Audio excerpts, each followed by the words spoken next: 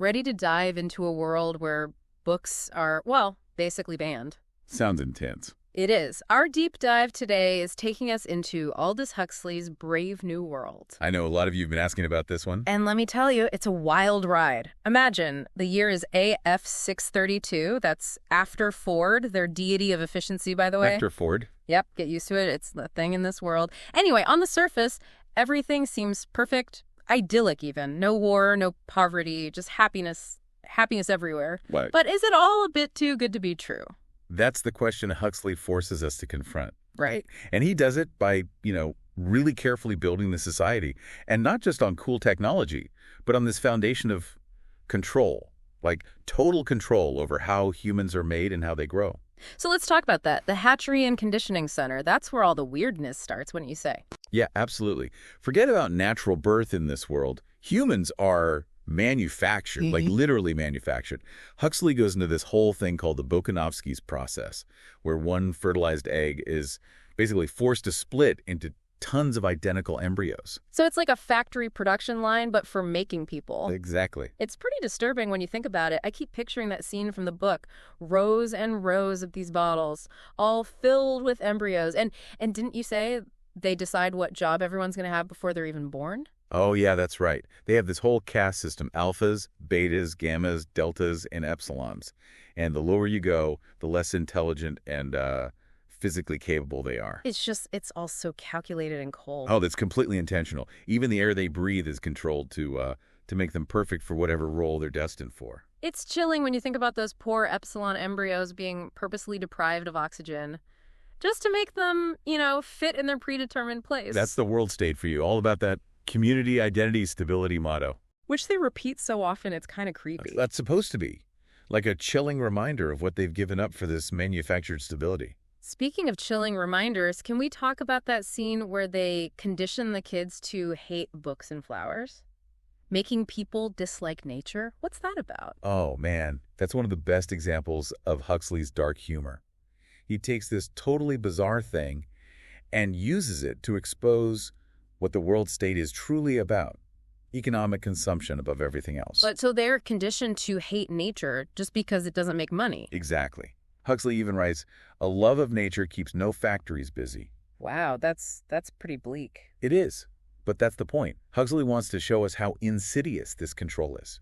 They have to control desires and thoughts and instincts, not just actions, because any little deviation, even liking a flower, is dangerous to this so-called perfect society. Right, because if people start thinking for themselves, the whole system could unravel. And that's where things get really interesting, because nothing is ever truly foolproof. Even a system as meticulously designed as this one has its cracks. Yeah. Which leads us to Bernard Marx, our resident outsider, and his, well, let's call her his very by-the-book companion, Lenina Crown. Two very different reactions to this perfect world. Definitely. But we'll dive into their stories in the next part of our deep dive into Brave New World. And that's where Bernard Marx comes in, our little window into what's really going on beneath the surface of this utopia. He's an alpha plus, right, at the top of their little social pyramid. He is, but he just doesn't fit in. Yeah, he's kind of an anti-hero in a way. I mean, he's described as this thin, small guy, not your typical alpha. Plus, he's not into all the casual sex and soma-fueled parties that everyone else seems to love. Exactly. And that's what makes him so important to Huxley's message. This guy has everything, all the privileges imaginable. Right, but it's still not enough. Exactly. He wants more. He craves actual connection with another person, and experiences that are real, not manufactured. And then there's Lenina Crown, a beta who's basically a product of their conditioning. Right. Beautiful, loves her soma, has no problem with the whole, casual sex thing. She seems like she stepped right out of a world state propaganda poster. And in a lot of ways, she represents the success of their methods. Like, she's genuinely happy, at least on the surface, with no real desire to question anything. But she's important because she creates this incredible contrast when they visit the Savage Reservation. Which is like stepping into a completely different world, almost like going back in time. Can you tell us a little more about this reservation and why it even exists? It's basically a big social experiment for the world state.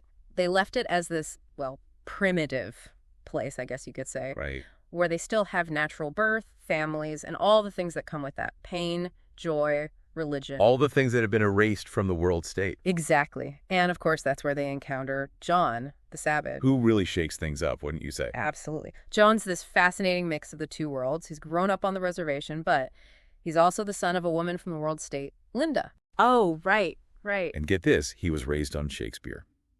So he has this almost romantic idea of things like love and beauty and freedom. Yeah, which clashes completely with the world state's manufactured happiness. Totally. And you see that so clearly in his reaction to the feelies. Oh, man, the feelies. For those who might not remember, it's like going to the movies, but with added sensory experiences. Right, basically amped up movies. Yeah. And John is just horrified by them. And that scene really shows just how far apart he is from the world state. Absolutely. To John, who's grown up with Shakespeare, it's all just base, meaningless pleasure. Empty. Exactly. And so he goes from being curious about the world state to being totally disgusted by it. He can see right through the facade. Exactly. He sees the cost of their so-called stability. It's a real turning point, isn't it? Totally. And bringing John back to the world state, it's like, I don't know, bringing a virus into a sterile lab. His very presence throws everything off balance. He's like this walking, talking criticism of everything they believe in, calling them out on their lack of, real freedom, their dependence on soma to just numb everything. Yeah, he really goes there, even criticizes their rejection of art and spirituality. And those conversations with Mustafa Mon, the world controller. Intense. Right. Definitely. But we finally get to hear from the other side, Right. See things from their perspective a bit. And Mond isn't some evil mastermind. He's actually quite intelligent. Yeah. Even philosophical. Yeah. And he truly believes that the world state is the best, the only way to keep humanity happy and safe. I remember that part where Mon says they chose happiness and stability over, truth, freedom, even God. It's chilling how calmly he justifies it all. Yeah, it's easy to write him off as heartless, but Huxley wants us to think about it. I mean, really think about it. Mond's argument is that giving up some individual freedom, even passion, is worth it for a world without war or poverty or despair. And he brings up that Cyprus experiment. Oh, right, where they tried to make a society completely made up of alphas. And it failed. It fell apart because, as Mond sees it, they just weren't ready for that much freedom. So in his mind, he's protecting people from themselves, even if it means controlling every aspect of their lives. Exactly. It makes you wonder, where's the line? What's more important? Having the freedom to make our own choices, even if they lead to bad things, or a world where everyone's happy but completely controlled? It's a tough question, and it's one that's still relevant today. How much are we willing to give up for a sense of security? Right, for a supposedly perfect world. And John, he represents that struggle, that deep desire for real freedom and emotion that the world state just doesn't allow. But his little rebellion, it's doomed from the start. It is. It's like trying to hold back the tide. That part where he throws all that soma out the window, such a powerful moment. For a second, you think, maybe, just maybe, he can wake people up. You really root for him. But deep down, you just know it's not going to work. It shows how idealistic he is, though. Yeah. His belief in the power of words and actions, that he can make a difference. It's very Shakespearean. But the world state's control is just too strong. Yeah. And his escape to that lighthouse, it's heartbreaking, isn't it? He's just trying to create a little space for himself, even resorting to self-harm to feel some sense of agency. But there's no escaping, is there? No. He becomes this kind of sideshow. Yeah. The reporters swarming the lighthouse, treating him like some kind of exhibit.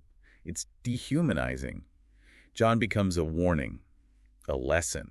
Individuality doesn't have a place in their world. And then that ending, it's rough. John, driven to complete despair, takes his own life.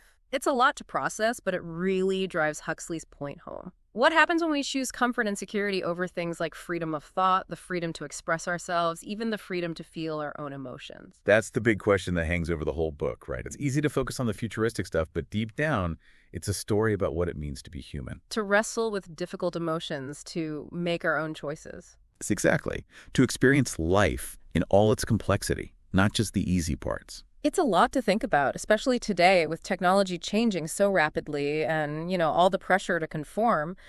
So here's a question for you to ponder. What would you choose? A world full of uncertainty and risk, but also freedom? Or a world where everyone's happy but totally controlled? It's something to think about. The choices we make today shape the world of tomorrow, right? Until next time, keep diving deep.